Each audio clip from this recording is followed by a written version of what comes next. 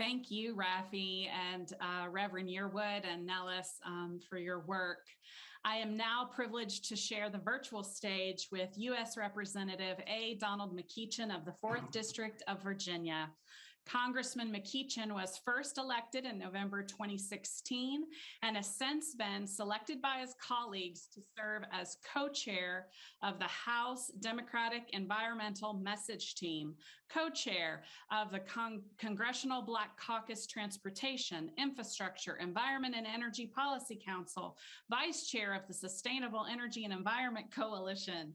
During his first term in Congress, Representative McEachin co-founded the United for Climate and Environmental Justice Congressional Task Force and continues to lead the task force as co-chair. Representative McEachin is a member of the House Committee on Energy and Commerce and Natural Resources. He is also a member of the Select Committee on the Climate Crisis. He sits on the Environment, Climate Change, and the Communications Technology and the Energy Subcommittees, and on the Energy and Mineral Resources Subcommittee. Besides a law degree, Representative McEachin has a Master of Divinity from the Samuel DeWitt Proctor School of Theology at Virginia Union University. Woo! Congressman McEachin, thank you so much for joining me, for your public service, especially for all the work that you do on our behalf on the issue of climate change. And thank you for your faith, service, and witness. And I want to start there by asking you to tell us a little bit about how your faith has influenced and even directed you to stand up, speak out, and take action on climate change. First of all, let me say that if you were truly thanking me, you would have had me go before Rev and not after Rev. So let's just put that out there. It's so good to be anywhere near him. I hope he's doing well. I don't know if he's still listening, but I am a big fan of Rev, and I thank him for all the work that he does. Yes, faith has impacted my desire to be part of the creation care movement. When I was I guess I got to take you back a little bit in time to 2001. In 2001, there was a statewide election. A guy named Mark Warner got elected governor. A guy named Tim King got elected lieutenant governor. And you don't remember who the Democratic nominee for attorney general was because he got wiped out. That was me. And so I was out of elective office for what would turn out to be 4 years. I didn't know how long it was going to be. But in 2005, for a lot of reasons, but none of which had to do anything with the environment, I decided I wanted to go to seminary. And so I enrolled, as you said, at the Samuel DeWitt Proctor School of Theology at Virginia Union University, one of our HBCUs in the Richmond area. The best educational experience of my life. The truth be told, prior to 2005, when I enrolled, I was agnostic when it came to the environment. But something curious happened when I enrolled in seminary. My then state senator, even though I'm out of office, I obviously have a state senator, I'm a constituent. In a Democratic district, a Democratic senator decides he's going to endorse a fellow named George Allen, who was our Republican United States senator for re-election. Well, that sent my district into a apoplectic fit. And so we're going through the motions, and I'm starting to think about running for office, and I'm going to challenge him in the primary. And there's this woman who decides that she's just going to adopt me. She's tired of the current incumbent state senator. She wants me to be her new state senator. She walks with me in the rain. She walks with me in the sun. She helps me get my petition signed. She learns all about my wife and my family, my children. And quite naturally, when something like that is starting to form and happen, you're entering into a relationship with someone, right? You're entering into a genuine friendship. And her concern was the James River. The James River in Richmond is a town divided by a river, and the river is called the James.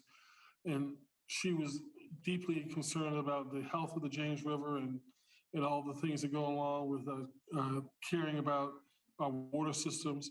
And at the same time in seminary, so that's what's happening in the natural. At the same time in seminary, we are starting to talk about creation care and the notion that what does dominion have what does it really mean to have dominion over the earth? And the notion that that word dominion, as used in Genesis, only appears in one other area of the Bible, and that's in reference to the kings of Israel, who were supposed to be caretakers of the people. In a similar vein, we had to have dominion over the earth in terms of being caretakers. Well, that just sort of lit a fuse, right? I still get misty-eyed when I think about it because both of these things happen simultaneously, and I get really passionate about creation care. I get elected to the state senate. I go into a deep dive into environmental issues. A lot of people along the way who help me because I'm an idiot when it comes to the environment at that point. I may still be an idiot, but I'm not as much of an idiot, right? They actually probably would have written the little yellow book for me, The Environment for Idiots. But I had a lot of people help me, and I really do think of it as a ministry now. I've tried to dedicate my career here in the Congress to the environment. Obviously, we need to deal with all issues concerning our constituents, but we put the environment up there as issue number one. I've now been a grandfather for 30 days, and so this is incredibly personal now. Now I used to talk about my children and my children's children. Well, now I really do have children's children, right? And I am awfully concerned because this is a child that will live deep into prayerfully into the next century.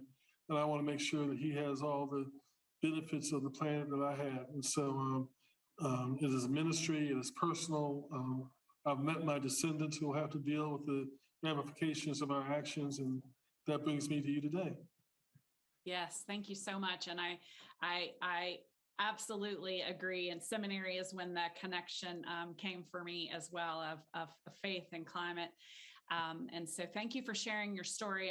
And while you're talking about these future generations and those who are being born now, who are going to hopefully live on for a long time in this mess that we are leaving them, it's so important that we all, every single one of us, join together and advocate for a better world for the future generations. And so I know that your office must get lots of letters, emails, calls, etc. I'm wondering if you can tell us just a little bit about why it's so important from your side for your constituents to reach out and let you know what matters to them, and through letters, emails, calls, etc. It's important because it's really an educational process for me as much as it could potentially be an educational process for them. Whether we're members of the Virginia House of Delegates or representing a district in Virginia in the United States House of Representatives, you're talking to a person who believes in his core or in her core that they're in contact with their district. They know what their neighbors are thinking. They know what's on their hearts and on their minds. But we don't really know that unless folks reach out to us, right? And oftentimes, I am surprised. That's why I like doing town halls when we can get them done, because invariably, I can be talking to a group of 8th graders or I can be talking to a group of senior citizens. There's going to be something that I had not expected to come up that will show me that I need to go down this path to be able to help my constituency to be the very best district that we can possibly be. And that's particularly true when it comes to the environment. And if I can just digress for a second, because I think it's really important that the folks who are watching this understand how powerful they really are. I'm going to take you back to a story when I first got elected to the House of Delegates. My friends, there was a part of my district that is called Highland Springs. And I got crushed in that area of my district the first time I ran.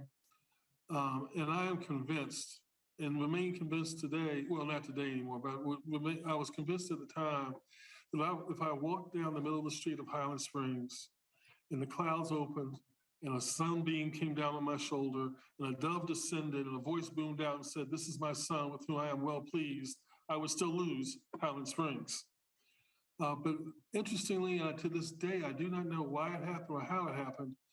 But one day I came back to my office and there was a whole stack of petitions.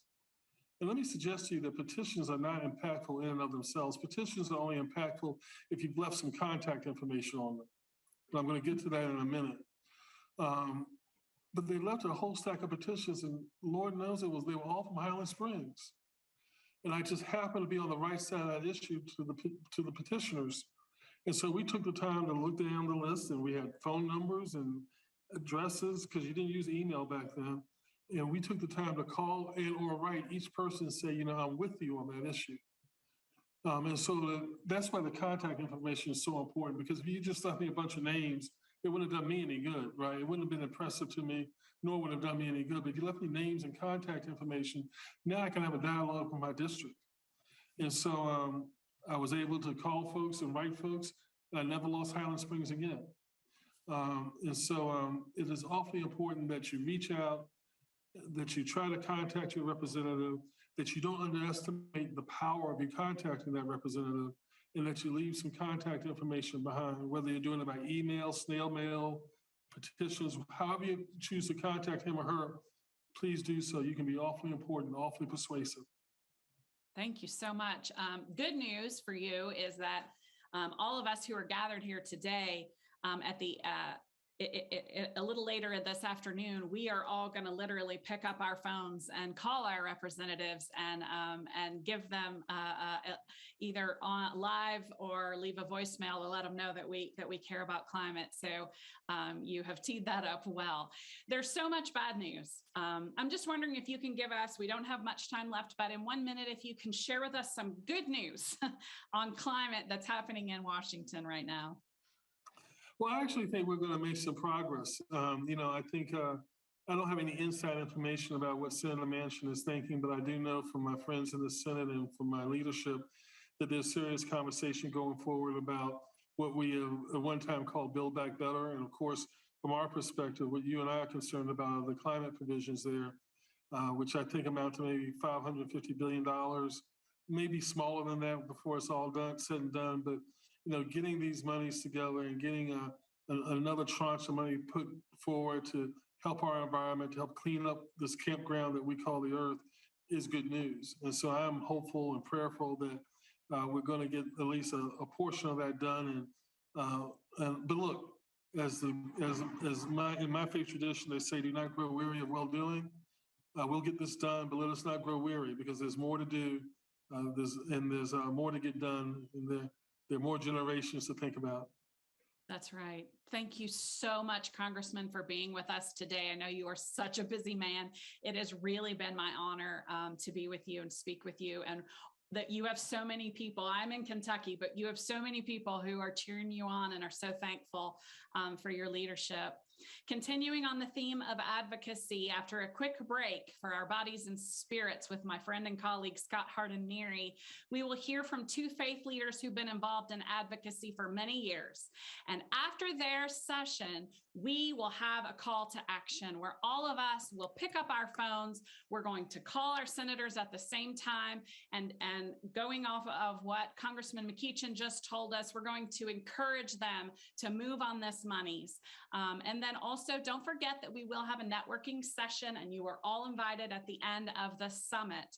But after our break, join me in welcoming Dahlia Rockowitz, the DC Director of DIANU and A Jewish Call to Climate Action, and also Reverend Erica Williams, Master of Religion and Public Life candidate at the Harvard School of Divinity. Thank you. Off to you, Scott.